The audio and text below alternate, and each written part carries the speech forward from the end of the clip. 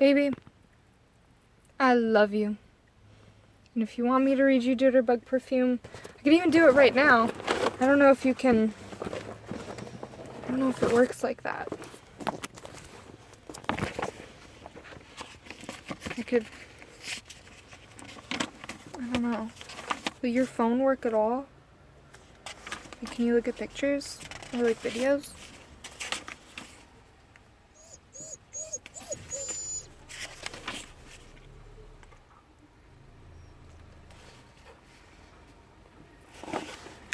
I'll read you the first page.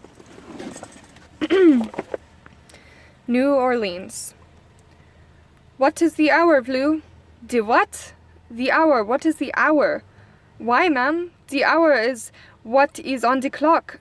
20 numbers. Blue, said Madame de Villiers. When Madame de Villiers raises her voice, it was like Diamond Jim raising a poker pot. Even the termites in the foundation paid attention. What time is it? It's 3 o'clock, ma'am. Madame de Villiers clasped the overbite of her bosom in disbelief. 3 o'clock in the morning? 3 o'clock in the night, ma'am. You knows that in New Orleans it not morning till the sun come up. Blue laughed. Her laughter resembled the tinkle of a toy xylophone. Sometime when the hurricane drops be passing round, it not get morning all day. You are correct as usual, Chérie. But let us not be speaking of hurricane drops. Nothing goes out of this shop but perfume. And what perfume? 3 o'clock in the morn in the night. This bouffe has made me so dizzy I have lost all sense of time. She peeked into a vat of percolating petals. Inside the vat, the scene resembled an Esther Williams water ballet filmed in the lagoons of hell. This is the strongest jasmine I have ever smelled. It makes my head spin, Blue. We must buy from the Jamaican again.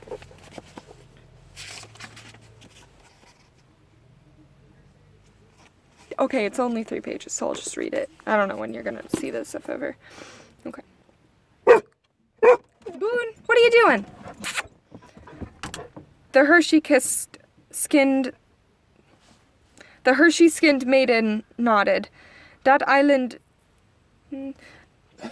talk of de quarter, ma'am. He be selling flowers, he be singing songs, and all the time those honeybees buzzing round the head. That is most unusual, Madame de Villiers agreed. Sometimes they circle him like a halo, and other times it's as if they form horns. He wears those bees like a crown, a living crown. You think he wear them bees to bed at night? Madame de Villiers wagged a finger at the young woman. The finger was plump, wrinkled, ringed, and tipped with a crimson nail. If you know what's good for you, you won't be concerning your pretty self with his habits in bed. Now fetch me some more alcohol, Cher. We must dilute this bouffe before it starts a chain reaction and blows New Orleans into the Gulf. We have a jasmine Nagasaki cooking here. Indeed, a solitary vino weaving down Royal Street was aroused into momentary sobriety by the olfactory force of the aroma that seeped through the closed shutters of the small shop. The man, a long-time resident of the area, stared at the faded sign, Parfumerie de Villiers, and crossed himself before continuing on his way. For 40 years, Madame Lily de Villiers had kept the shop. Her father had kept it for 50 years before her. In its day, allegedly, some odd business had passed through its arched doorway. Moon medicine and jazz powders.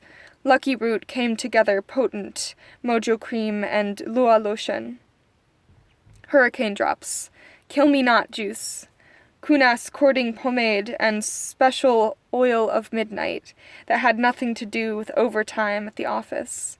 Among fashionable folk in the French Quarter, Madame D was known as the Queen of the Good Smells. There was a time when certain people in the quarter pronounced it spells.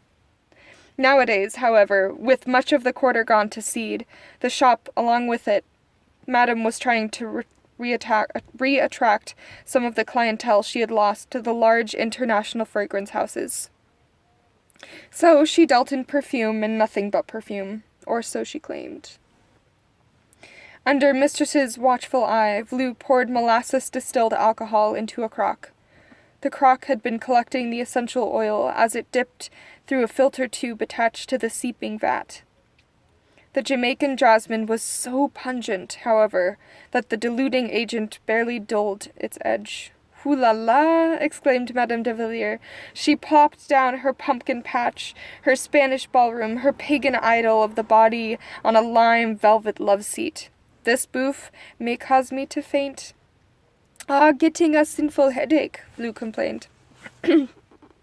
Out on Royal, following in the footsteps of the departed wino, a tall, lean, black man in a greenish-yellow skullcap paused before the shutters of the Perfumerie de Villiers. He sniffed the air like a stag. He sniffed again. He clapped his hand in delight and cackled aloud. The shifting a bit on his head emitted a sleepy whisper. His skullcap stirred its many little wings. Since there was no witnesses, it is impossible to say whether that man was responsible for the single garden variety beet that Vlu discovered on her cot, tossed in through the open second-story window. Perhaps, when she went to lay herself down that night, and thanks to some medication strongly resembling hurricane drops with which her employee had treated her headache, it was still night, wasn't it, Vlu? Okay, first chapter. Let me know if you ever get this, and if it was okay.